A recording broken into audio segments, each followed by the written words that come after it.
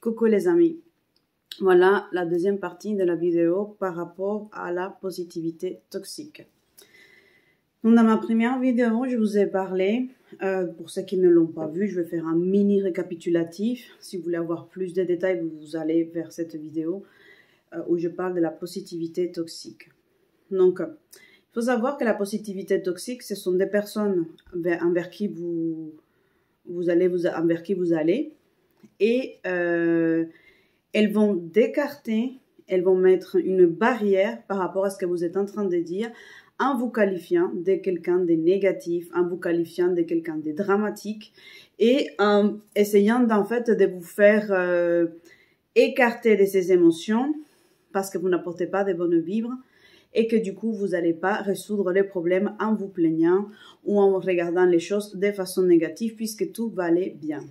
Donc, une personne qui est négative, elle va s'éloigner aussi de la réalité parce que la personne qui est négative, elle va se mettre des barrières. Sauf qu'on a appris dans notre société, c'est plus acceptable, c'est plus accepté une personne qui est positive, mais sachez qu'une personne qui a cette caractéristique de la positivité toxique, elle est dangereuse parce qu'en fait, une personne qui est sans arrêt à voir que le positif, à vous dire que non, vous vous plaignez pour rien, que vous en faites des tonnes, que vous êtes en train de vous noyer dans un verre d'eau, qu'il faut pas voir les choses de cette façon, il n'y a pas de quoi s'alarmer, il n'y a pas mort d'homme, etc., etc. Il y en a des tonnes d'expressions.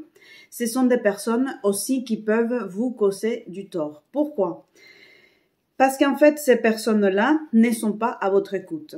Donc, du coup, vous allez avoir un sentiment de frustration et un sentiment de culpabilité parce que à chaque fois que vous voulez partager avec ces personnes, ça peut être votre meilleur ami, ça peut être vos parents, ça peut être votre compagnon, ça peut être des collègues, ça peut être n'importe qui, mais une personne en tout cas en qui vous faites confiance, une personne que pour vous a des bons conseils et dégage des bonnes énergies. Et vous pensez que cette personne, elle va vous donner cette sagesse, elle va vous transmettre le secret de sa beauté, de sa jouvence, de sa positive attitude, de tout son bonheur. Mais en fait, tout ça, ce n'est qu'une façade. Ce sont des personnes qui ont de la difficulté à aller dans la profondeur. Ce sont des personnes qui refusent de voir l'autre côté de la médaille. Il faut savoir que pour qu'il puisse y avoir le soleil, il faut aussi qu'il y ait la nuit. Autrement, quel distinguo on peut faire entre le jour et la nuit? On ne peut pas, puisque c'est tout le temps le jour. La question ne se pose pas quand est-ce que c'est la nuit. On est tout le temps le jour. Pour qu'on puisse avoir soif, il faut vraiment qu'on puisse avoir besoin d'eau. Donc, sans eau, on n'a pas cette carence. Donc, c'est indispensable que vous compreniez que les personnes qui se disent positives ou les personnes avec qui vous vous adressez pour demander conseil parce que vous voulez pas être dans des mauvaises vibrations, vous voulez pas non plus sombrer dans une dépression, que ça soit des vraies personnes qui sont à votre écoute et non pas des personnes qui sont juste là en façade et qui vous écoutent et qui font et vous préparent le petit thé, t'inquiète pas, tout va bien se passer, ça va aller, ça va aller. Mais en fait, ces personnes-là, elles ne vous écoutent même pas. Elles sont juste contentes d'avoir de la compagnie, d'avoir quelqu'un qui vous dit que ça va pas, pour qu'ensuite il puisse étaler sa sauce, à savoir, tout va bien se passer. Avec la bonne énergie, avec la bonne positivité, tous les problèmes vont se résoudre. De toute façon, il n'y a pas de problème s'il n'y a pas de solution. Voilà, s'il y a un problème, c'est qu'il y a une solution. Donc, ce sont ces personnes-là qui vont vous fatiguer, qui vont vous épuiser parce que vous dites, mais en fait, est-ce qu'elle vient de comprendre ce que je lui ai dit? Donc, du coup, quelles sont les choses que vous allez ressentir? Quels sont les dangers? Déjà, sur le plan psychologique, vous allez vous sentir seul. Vous allez vous sentir seul parce que cette personne envers qui vous avez placé votre confiance, c'est une personne qui ne vous écoute pas. C'est une personne qui a bloqué les oreilles, qui a bloqué le sens de l'écoute parce que ça lui fait mal. Ça lui fait mal d'aller voir son monde intérieur. Donc, c'est une personne qui n'est pas dans une bienveillance avec vous. Pas parce que cette personne elle est méchante, mais parce qu'elle ne peut pas vous apporter de l'aide, parce qu'elle-même, elle refuse d'aller voir son monde intérieur. Donc, on va se déguiser derrière la positive attitude, en fait, un manque d'introspection, un manque de rétrospective et un manque d'amour de soi, de guérir ses souffrances pour pouvoir accompagner l'autre. Bien que quand j'ai accompagné des personnes, que je suis dans cette joie, dans cette positivité, j'étais quand même à l'écoute. Jamais j'ai dit ça à quelqu'un, vous en faites pour rien.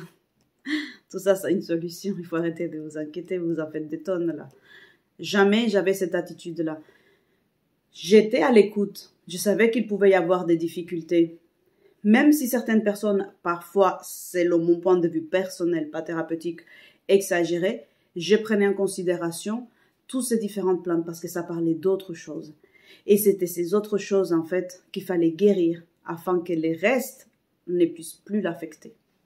Donc, les dangers d'être avec des personnes qui sont soi-disant dans la positive attitude, c'est d'être entouré de personnes qui ne sont pas dans la bienveillance, qui ne sont pas dans l'écoute, dans l'accueil de ce que vous êtes en train de traverser.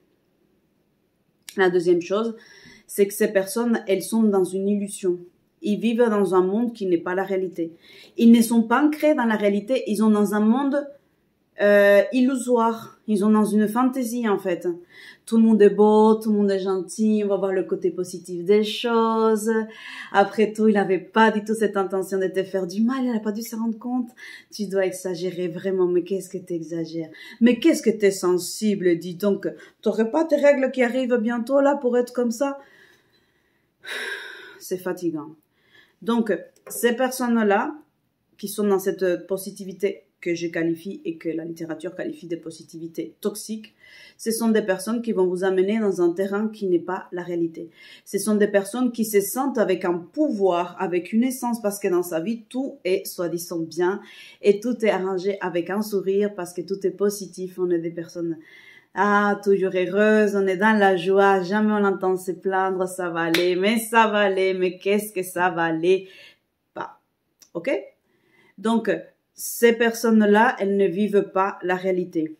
Ces personnes-là refusent de voir que, oui, un verre, il peut être vide. Ils refusent de voir que une séparation puisse faire du mal.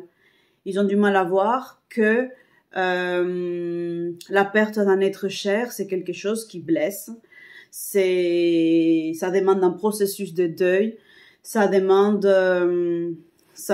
vraiment un accompagnement, ça demande du temps. Ce sont des personnes qui ont de la difficulté à comprendre pourquoi un jour de pluie, mais ça vous donne de la nostalgie parce que ça vous rappelle certaines choses. C'est des personnes, mais c'est pas grave, les plantes ont besoin aussi d'eau, la pluie elle est bonne aussi pour les agriculteurs, mais aujourd'hui peut-être que vous n'avez pas envie de faire l'agriculture, vous avez juste envie de pleurer parce que cette pluie elle vous fatigue ou j'en sais rien. Donc ces personnes qui sont dans cette soi-disant positive attitude, ce sont des personnes qui vivent dans un monde d'illusion, dans un monde qui n'est pas le monde réel et qui vont être ils ne sont pas ancrés vraiment dans la matière. C'est, voilà, les esprits, voilà, la tête, elle va dans tous les sens et dans tous les sens où elle pose son regard, tout est positif. Donc, elles vont minimiser les choses. S'ils vont avoir un problème de santé, mais c'est pas grave, ça va guérir. Après tout, tout arrive pour une bonne raison. Il était temps que je me repose, n'est-ce pas? Oui, mais vous avez le droit aussi d'être inquiet. Non, il n'y a pas de problème. Mais si vous n'évaluez pas le problème, comment est-ce que vous allez pouvoir le résoudre? Donc, les personnes qui sont dans cette positivité toxique ne sont pas à l'écoute. Ce sont des personnes qui ne vivent pas dans la réalité, ils sont dans une illusion. Vous allez avoir un sentiment de solitude parce que vous n'allez pas vous sentir comprise. C'est des personnes qui font semblant de vous écouter, mais elles ne sont pas là. Ça rentre pas dans les oreilles, en fait. Ils sont dans leur monde. Ils vous entraînent aussi. Donc, d'autres choses qui peuvent avoir comme conséquence, c'est que c'est des personnes qui vont vous entraîner dans ce monde. Ils vont vous embarquer et du coup, vous allez vous perdre. Parce que vous allez plus savoir évaluer qu'est-ce qui est bon de sentir, qu'est-ce qui est mauvais. Est-ce que je suis réellement triste? Non, tout va bien, tout est merveilleux. Waouh, je me suis levée, mais quelle chance de pouvoir respirer, quelle chance Oui, mais peut-être qu'un jour, vous dites, qu'est-ce que ça me fait chier de me lever, quoi. Mais non, pense à toutes ces personnes qui ne peuvent pas malheureusement se lever. Au moins, toi, tu as tes jambes. D'accord, j'ai pas forcément envie de penser à ça. J'ai envie de dire que mon corps aujourd'hui n'a pas envie de se lever et que j'ai envie d'écouter cette manifestation qui est montée dans mon esprit, dans ma tête, dans mon mental pour me dire ça te fait chier de te lever. Donc, pourquoi est-ce que vous voulez me déconnecter de ça? C'est un jour. Après, quand c'est tous les jours, là je vous dis c'est pathologique. Mais si c'est un jour, quelle est la problématique? Donc, on se perd. On n'arrive plus à savoir qu'est-ce qui est bon pour soi. On n'arrive plus à mettre des mots sur ce qu'on ressent. Parce qu'on va s'efforcer à être dans une positive attitude des pressentoirs. On va présenter aux autres que ça se passe bien, qu'on gère, mais en fait, on ne gère rien du tout. Notre monde intérieur est en train de s'écrouler. On se perd parce que du coup, les autres, la souffrance des autres, elle va nous déranger. Parce qu'on n'a pas su identifier les nôtres. Et donc, du coup, on va refuser d'écouter les souffrances des autres. Et en fait, c'est le serpent qui s'est mort la queue. On va répéter un schéma où on n'est pas du tout dans une bienveillance ni dans l'accueil des émotions, de la souffrance, de ce que les autres peuvent vivre. On est dans une espèce d'illusion que tout va bien, tout va très bien, forcément très bien se passer. Mais en fait, si vous pensez que tout va très bien se passer, ne mettez pas la ceinture de sécurité, puisque tout va très bien se passer. Mangez au taquet des chocolats, ne vous inquiétez pas, vous n'allez pas développer de la diabète, puisque tout va bien se passer. Mangez tout ce que vous voulez, à volonté, soulevez-vous la gueule, parce que de toute façon, tout va bien se passer. Donc, si vous n'évaluez pas les risques, vous allez continuer à en prendre, et vous allez subir les conséquences. Mais ces conséquences-là, elles ne sont pas toujours positives. Avoir à tomber dans l'alcoolisme n'est pas quelque chose de positif. Testez les drogues, c'est pas grave, de toute façon tout va bien se passer. Mais non, si vous testez les drogues, vous pouvez devenir accro, vous pouvez développer une réelle dépendance. Si vous ne faites pas attention à votre alimentation, vous pouvez avoir des problèmes d'obésité, des problèmes cardiovasculaires, des problèmes respiratoires, des problèmes de circulation. Allez, fumez tout ce que vous voulez, parce qu'après tout va très bien se passer. Non, vous pouvez avoir des problèmes avec vos poumons. Dormez pas, vous allez avoir des problèmes. Narcolepsie, vous allez développer des problèmes au niveau du sommeil. Donc, quand on se perd, on n'arrive plus à évaluer les risques, on n'arrive plus à être prévoyant et bienveillant avec soi-même. Ensuite, j'avais noté aussi la robotisation du bien-être. On va tout mettre sur le compte du bien-être. Après tout ça, c'est pas bon pour ta santé. T'énerver comme ça, tu vas faire du mal à ton foie. Pourquoi est-ce que tu es fâché comme ça? T'es en train de te faire des rides. Mais non, quand même. Et donc, du coup, on va mettre tout en œuvre pour qu'on puisse pas aller dans nos émotions sous les effets en fait, c'est pas bon pour ta santé de te mettre dans cet état-là, c'est pas la peine de se mettre la rate au courbouillon. Bref, tout un tas d'expressions, tout un tas de choses pour fuir une réalité émotionnelle qui a tout son sens. On peut aussi, parmi les risques de la positivité toxique, développer des syndromes post-traumatiques. Et c'est quelque chose qui existe, ce n'est pas un mot que je me suis inventé. Et on peut aussi développer des prémices, des symptômes de la démence. Oui, on peut devenir fou parce que vous n'êtes plus connecté avec votre réalité, votre monde interne et l'illusion de que tout va bien. Donc, il y a une espèce de dichotomie entre la réalité et cette illusion dans laquelle vous essayez d'y aller, qu'à un moment donné, il peut y avoir une fracture avec le monde réel, avec le monde concret, et du coup, que vous commencez à avoir des crises délirantes, vous pouvez avoir aussi des crises de panique, donc c'est vraiment très dangereux. Qu'est-ce que je peux vous dire? La même chose que je vous ai dit dans la précédente vidéo, c'est prenez soin de vous et surtout, éloignez-vous de ces personnes. Si parfois, on n'a pas parfois le choix, si vous êtes, si ce sont vos enfants qui sont dans cette espèce de positivité, vous pouvez pas lui dire non dégage, je m'éloigne de mes enfants. Si c'est vos parents et qui dépendent de vous, vous pouvez pas lui dire non mais va dans la rue parce qu'en fait t'es trop toxique pour moi. Cette positivité, elle m'empêche de m'exprimer ou de me connecter à ma réalité, à mon monde interne, à mes émotions. Vous pouvez pas faire ça. Donc ce qui est important, c'est de stopper la personne. C'est de lui dire, je te remercie pour ton point de vue, mais je ne l'ai pas demandé. Vous pouvez aussi lui dire, non, j'ai pas envie de parler de ces choses-là avec toi, parle-moi plutôt. Quelle est ta chanson préférée? Voilà. C'est quoi ta couleur préférée déjà? C'est quoi, qu'est-ce que t'aimes comme recette? Ton petit plat. Vous l'amenez dans des sujets beaucoup plus banals, beaucoup simples, pour ne pas aller dans votre monde interne, parce que là, ils vont avoir un pouvoir. Et du coup, ils vont sans arrêt vous cataloguer, vous inciter, et vous pousser en disant, mais t'es trop négative. Ah, ma fille, n'est-ce pas que t'es négative? Oh là là là là, qu'est-ce qu'on va faire de celle-là? Ça m'étonne pas que son mari l'ait laissée. Voilà, on va avoir des phrases comme ça, où ça m'étonne pas qu'il soit resté vieux garçon, qu'il y a personne qui veut d'un homme aigri comme lui. Donc, évitez ces personnes. Vous pouvez lui poser un stop, vous pouvez être dans la bienveillance à l'écouter. D'accord, je veux bien que tu me parles de toi, mais quand il s'agit de mon monde, de ma vie privée, je veux que ça reste privé. Je sais déjà avec qui je vais en parler. Ça peut être quelqu'un d'autre, ça peut être un ami, ça peut être un thérapeute, ça peut être l'écriture.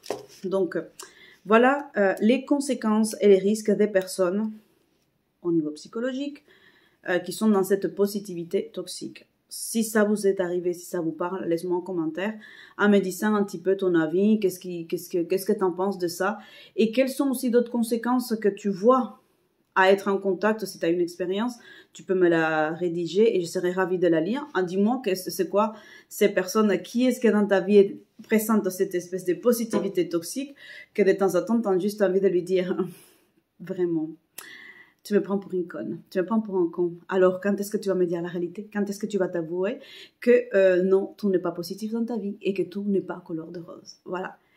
Ça m'intéresse, j'ai envie de te lire et je te dis à bientôt. Ciao, ciao, ciao.